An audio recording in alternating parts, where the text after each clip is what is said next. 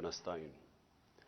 आज मैंने अपनी कौम से बात करने की इसलिए ज़रूरत समझी क्योंकि अभी एक हमारी असेंबली के अंदर एक मिनी बजट आया और ये जो मिनी बजट है इससे एक अवाम के ऊपर एक पूरा एक मज़ीद और महंगाई का बोझ पड़ने लगा। तो मैं अपनी कौम से सिर्फ, क्योंकि मैं बड़ी देर से आपसे बातें करता रहा हूं, मैं सिर्फ आज इसलिए बात कर रहा हूं कि देखें ये जो हो रहा है ना पाकिस्तान से, ये होना ही था। जब हमारी हुकूमत हटाई गई तो मैं तब से कह रहा हूं कि मुल्क के मसलों का हल सिर्फ एक है, वो इलेक्शंस करवाएं और अवाम के मैंडेट से एक हुकूमत लेके आएं, जो हुकूमत फिर वो फैसले करे मुल्क के लिए जो मुश्किल फैसले हैं, लेकिन क्योंकि अवाम के मैंडेट से वो हुकूमत आई होगी वो फैसले कर सकेगी। और मैं तब से कह रहा हूं कि इलेक्शन के अलावा पाकिस्तान के मसले मसाइल का कोई हल नहीं। हमारी जब हुकूमत जो साजिश हुई और जब गिराई गई तो मैंने ये एक चीज बार बार कही कि जो नई हुकूमत आएगी उससे ये मुल्क संभाला नहीं जाएगा। जो वो आज कहते हैं, जो साहब के जनाब इमरान खान मुल्क बर्बाद करने लगा था, उसको भी बताया कि देखें अगर आपने इस वक्त सियासी इस्तेकाम ना कायम किया, यानी कि अगर पॉलिटिकल इंस्टेबिलिटी आती है तो ये जो आपने चोरों का पलंदा जो इकट्ठा करके हमारे ऊपर मुसल्लत करने लगे हैं ये नहीं संभाल सकेंगे। तो आज ये जो मिनी बजट है ये जरा पूरी कहानी देखें कि 10-11 महीने में पाकिस्तान किधर से किधर पहुंच गया। और मैं आज ये पहले बजट के ऊपर अपना छोटा सा तबसरा करके मैं आज ये कहना चाहता हूं कि ये रुकना नहीं लगे। ये हम अगर आईएमएफ की बातचीत मान भी गए, ये अभी यहां रुकने नहीं लगा। हमारे मुल्क का जो तेजी से हम दलदल में फंसे हुए हैं और फंसते जा रहे हैं। देखें, जब इनकी हुकूमत आई तो सबसे पहले दुनिया पाकिस्तान को कैसे देखती थी। हमारा जो जिसको कहते हैं एक डिफॉल्ट रिस्क रेशो कि एक मुल्क ने जो कर्जे लिए हुए हैं वो क्या चांस है वो कर्जे का डिफॉल्ट करने का, वो 5% था।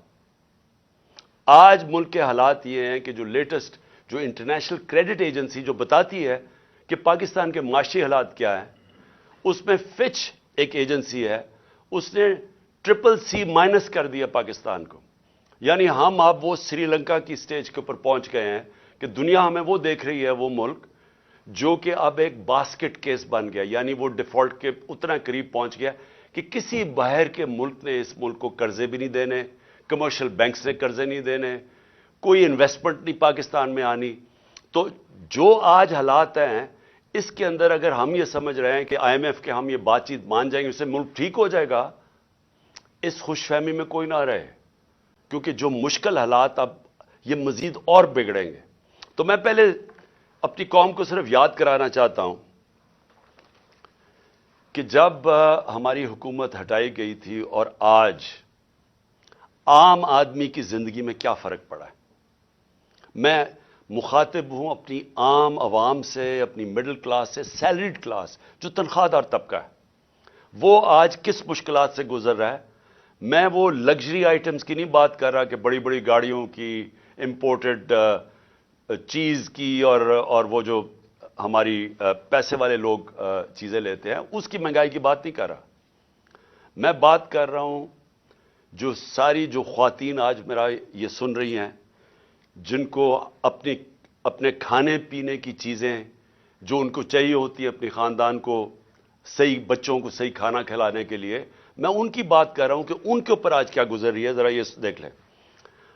जब ये सारों ने मिलके, ये जो आज पीडीएम के लोग हैं, ये सारे कहते थे जी महंगाई हो गई, महंगाई मार्च करो, 4 रुपये हमने वो पेट्रोल की कीमत ऊपर की तो कहा कि पेट्रोल बम गिर गया है।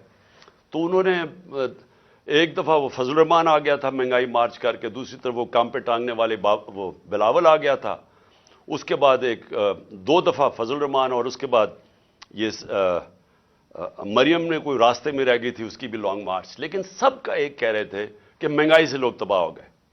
تو آج اللہ کیونکہ الحق ہے، سچ کا خدا ہے، اس کی وعدہ ہے کہ وہ سچ سامنے لے آئے گا۔ ذرا آج قوم کو بتانا چاہتا ہوں کہ آج آٹا ہمارے دور میں 60 روپے کلو تھا، آج 135 روپے کلو پہنچ گیا،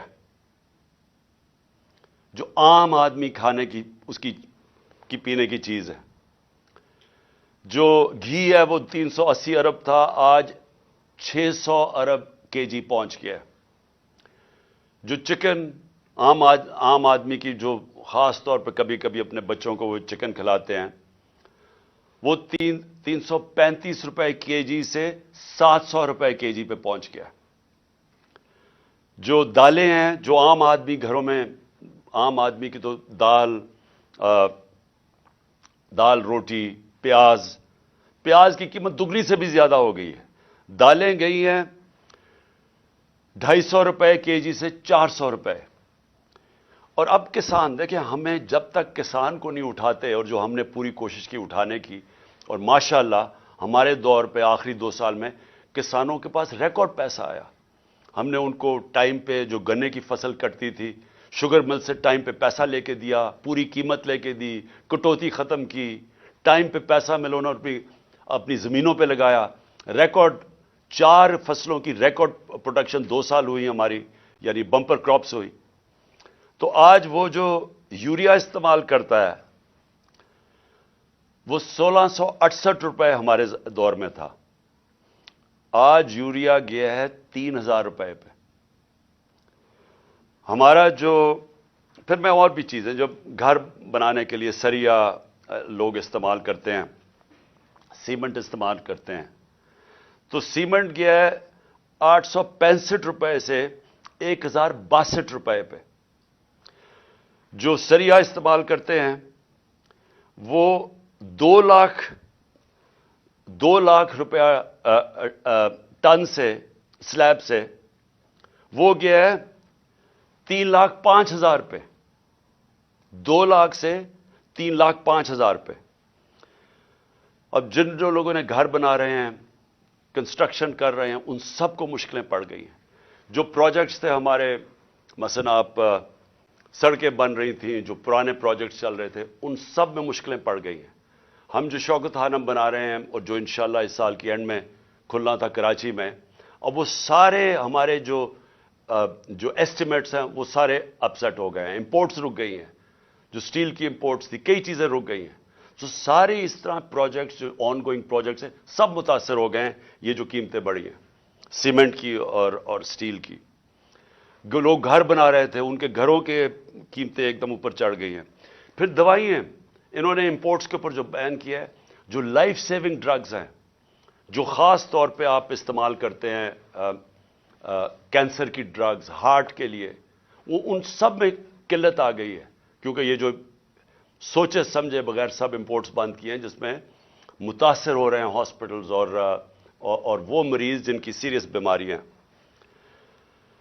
اچھا، اب یہ نئے بجٹ آ گیا، یہ میں آپ کو بتا رہا ہوں، یہ اب تک جو مہنگائی ہوئی تھی، اب یہ جو انہوں نے ابھی جو آج لے کے آئے ہیں، اس کے اندر گیس اور بجلی، میں عوام آدمی کی پھر بات کر رہا ہوں کہ جو گیس کا جس کا بل 3000 کا آتا تھا، وہ آج ہو جائے گا 4300 کا۔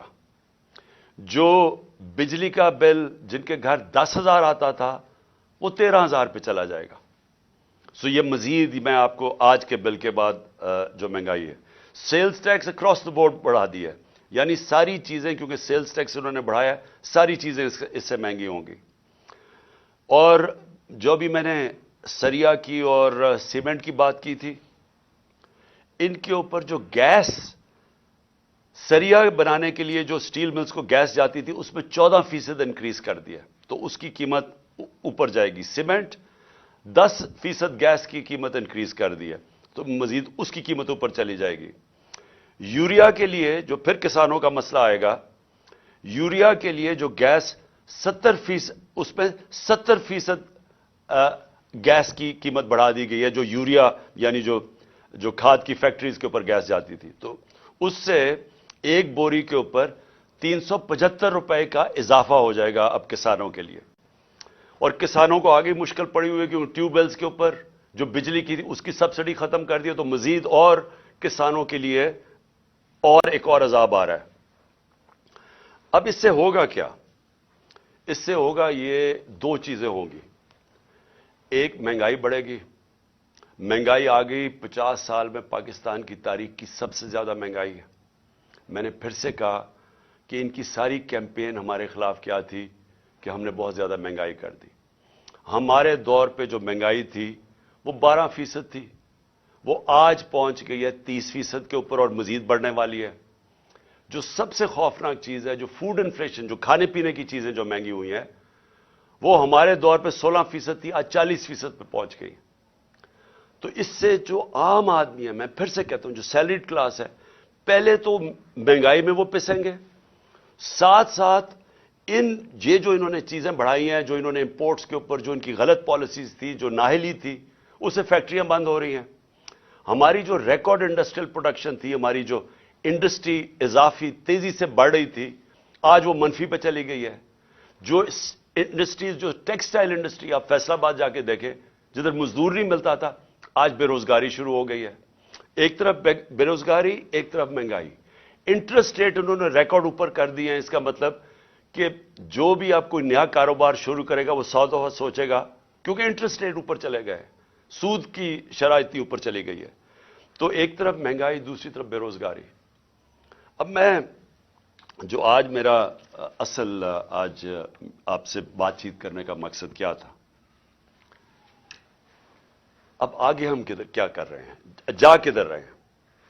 میں اس لیے آپ سے کہہ رہا ہوں کہ یہ جو مزید مہنگائی آئی ہے، اور یہ جلدی جلدی انہوں نے کی ہے. شروع میں ان کو سمجھ نہیں آئی کیا کرنا تھا. اپنے این آر او کے اوپر انہوں نے وقت گزارا.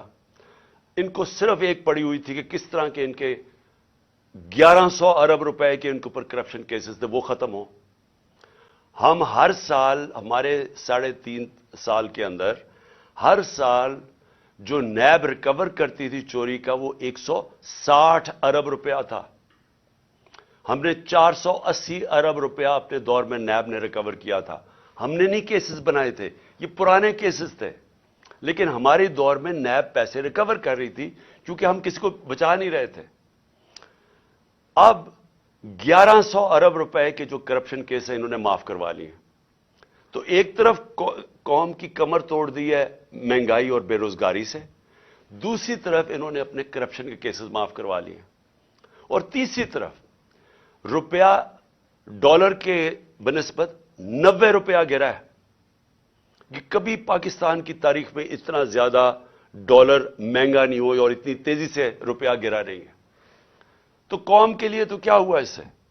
اگر آپ کی 30,000 روپیہ تنخواہ تھی، آج صرف وہ 20,000 روپے کی 30,000 روپے کی تنخواہ 20,000 کی چیزیں خرید سکتی ہے. آج جو ڈی ویلیویشن ہوئی ہے، ساری قوم کا جو جیسے کہتے ہیں نا جی ڈی پی، کیونکہ جی ڈی پی ڈالر سے میجر ہوتی ہے، تو پر کیپٹا انکم ڈالر سے میجر ہوتی ہے، وہ ساری نیچے آ گئی ہے.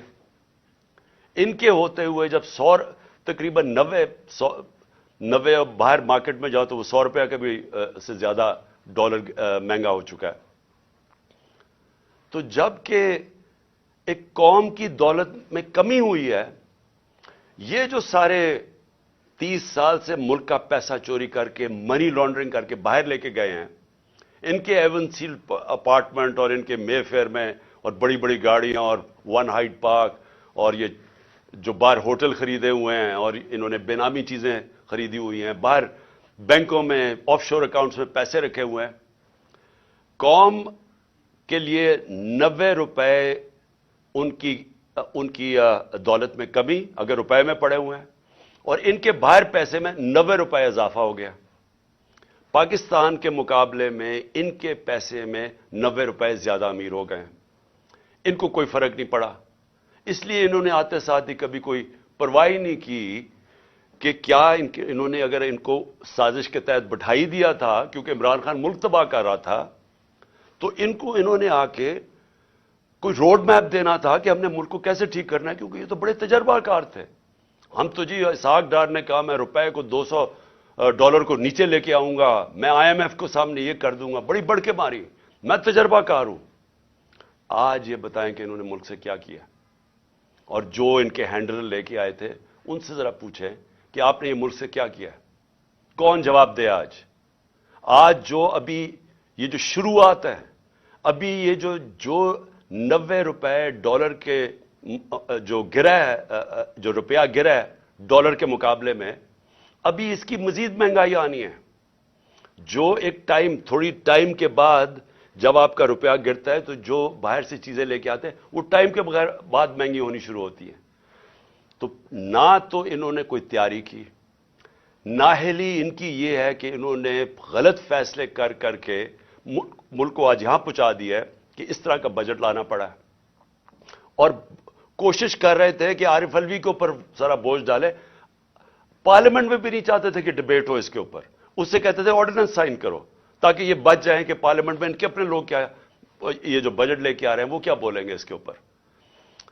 قوم کے اوپر سارا بوجھ، خود اپنی کرپشن کے کیسز معاف، اور کوئی آگے راستہ بھی نہیں ہے، روڈ میپ بھی نہیں ہے۔ میں آخر میں یہی بات کرنا چاہتا ہوں کہ جو بھی ان کے بیکرز ہیں یہ سمجھ جائیں کہ ان کے پاس کوئی اگلا آگے کا راستہ نہیں ہے۔ یہ اگر سمجھ رہے ہیں کہ اس سے آپ IMF کے ڈالرز آ جائیں گے تو وہ یہ ایسے سمجھیں کہ یہ کینسر کا علاج ڈسپلن سے ہو رہا ہے، تھوڑی دیر کا تھوڑا سا آرام آئے گا، لیکن کینسر جب تک کاٹ کے نکالی نہ جائے یہ کینسر پھیلتی جائے گی، یہ قرضے بڑھتے جائیں گے، آمدنی سکڑتی جا رہی ہے۔ ہماری ریمیٹنسز جو ہمارے دور میں 17% انکریز کر رہی تھی، ہماری ریمیٹنس میں 17% اضافہ ہو رہا تھا جو 31 ارب پہ پہنچ گئی تھی، وہ ان میں اب 11% کمی آ گئی ہے۔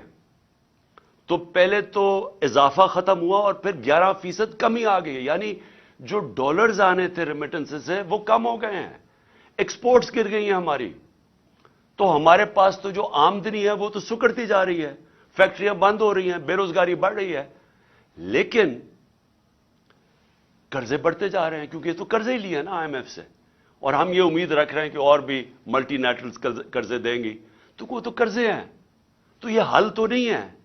حل کیا ہے؟ حل جو میں تب سے کہہ رہا ہوں، میں نے کوشش بھی کی، اپنی گورنمنٹ خود میں نے ڈیزالو کی اپریل میں الیکشنز کروانے کے لیے، لیکن پورا پلان بنا ہوا تھا کیونکہ فیصلہ ہو گیا تھا عمران خان بہت خطرناک ہے اس ملک کے لیے۔ تو تب سے وہی ابھی بھی حل ہے۔ اس ملک میں اگر ہم نے صاف اور شفاف الیکشن نہ کروائے، ایک پبلک مینڈیٹ سے گورنمنٹ نہ آئی جو کہ پبلک جس کے پیچھے کھڑی ہو جس گورنمنٹ کے، وہ گورنمنٹ پھر مشکل فیصلے کرے، وہ جو میں کینسر کو کاٹ کے نکالے ملک سے، سٹرکچرل ریفارمز کرے، جو آج ملک کی ضرورت ہے، رول آف لا قائم کرے، گورننس سسٹم ٹھیک کرے، تب جا کے یہی جو کرائسس ہے یہ ہم فائدے میں اس کو کر سکتے ہیں۔ یہ جو ہم دلدل میں پھنسے ہوئے ہیں اس میں نکلتے نکلتے ہم ملک کو پوری طرح اٹھا سکتے ہیں۔ یہ ہمارا فائدہ ہو سکتا ہے کہ ہم اس کرائسس کا، اگر اس کرائسس سے ملک میں اصلاحات کریں، لیکن وہ گورنمنٹ کر سکتی ہے جس کے پاس پبلک پیچھے کھڑی ہو۔ جب آپ کے پاس پبلک مینڈیٹ نہیں تو آپ ان PDM کے یہ جو اوپر 60% لوگ ضمانت پہ ہیں کرپشن کیسز پہ، اور ان کا سلوشن یہ ہے، کیونکہ ان کے پاس تو حل کوئی نہیں ہے، ان کا سلوشن یہ ہے کہ عمران خان کے اوپر 60 FIR کاٹ دو، اس PTI کے لوگوں کو جیلوں میں ڈالو، ان کے اوپر تشدد کرو، ان کو خوف پھیلاؤ، ان کو ڈراؤ دھمکاؤ، اور ان کو اور اس طرح کرو کہ جب وہ بالکل پارٹی ان کی ٹوٹ جائے تو پھر الیکشن کرواؤ۔ وہ ہونے نہیں لگا، کیونکہ آپ جتنا زیادہ دبائیں گے وہ پارٹی اتنی اور اٹھتی جا رہی ہے۔ پبلک کوئی بیوقوف تو نہیں ہے، پبلک تو فیصلہ کر بیٹھی ہے جس کی وجہ سے یہ ڈرے ہوئے ہیں۔ تو صرف اور صرف عمران خان کو باہر کرنے کے لیے ملک کو تباہ نہ کریں، یہ اصل میں جانا ہے ہماری سیکیورٹی کے اوپر۔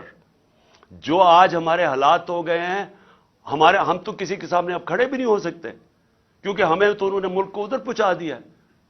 $300 ارب سے کم تو ریزروز رہ گئے ہیں، ہمارے پاس کیا اب ہے کہ اپنے پیر پہ کھڑے ہوں، کسی کو کہیں کہ نہیں جی ہمیں پاکستان کی خودداری چاہیے، ہم پاکستان کی سوورنٹی چاہیے؟ ہم کیسے کہہ سکتے ہیں جب ملک کے حالات یہاں پہنچا دیے؟ اس کے لیے اپنے ملک کو بچانے کے لیے طریقہ یہ نہیں ہے جو کیا جا رہا ہے کہ ہائی کورٹ کہہ رہا ہے کہ الیکشن کرواؤ، وہ الیکشن کمیشن جناب بیٹھی ہوئی کہ نہیں ہم الیکشن نہیں کرواتے، وہ بہانے مار رہی ہے الیکشن کے۔ پاکستان کا آئین کہتا ہے 93 میں الیکشن کرواؤ، یہ کوئی بہانہ مار ہے، کوئی صرف ڈرے ہوئے ہیں الیکشن ہارنے سے۔ پاکستان کی آئین کی وائلیشن جس طرح کی جا رہی ہیں اور جس طرح آگے پلان بن رہا ہے، یہ جو بھی لوگ سمجھ رہے ہیں کہ اس سے وہ اپنی ذاتی فائدہ اٹھا دیں گے، وہ ملک کو ڈبو دیں گے۔ اور میں آج اس لیے یہ کہہ رہا ہوں کہ ہم بڑے آرام سے ملک کے اندر اس وقت اگر ہم چاہیں، اتنی بڑی پارٹی ہے، ہم اگر وہ مظاہرے کریں اور ملک بند کرنے کی کوشش کریں، سٹرائکس کریں، ملک تو آگے حالات برے ہیں۔ اس لیے ہم نے پرامن احتجاج کا فیصلہ کیا کہ ہم جیل بھرو تحریک شروع کرنے والے ہیں، بتانے کے لیے کہ آپ اس طرح ایک ملک کو استعمال تھوڑے سے لوگوں کے ذاتی مفادات کے لیے نہیں کر سکتے۔ یہ ملک 22 کروڑ لوگوں کا ملک ہے، یہ تھوڑے سے لوگ اس ملک کو اپنے مفادات کے لیے تباہ نہیں کر سکتے۔ اس لیے ہم جیل بھرو تحریک کی پوری تیاری کر رہے ہیں، میں اناؤنس کرنے والا ہوں۔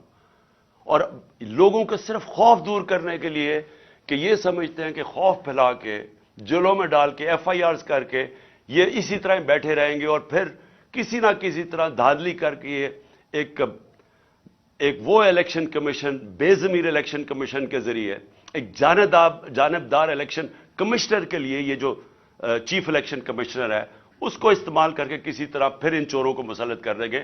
یہ ہونے نہیں لگا، ملک کو نقصان پہنچ رہا ہے۔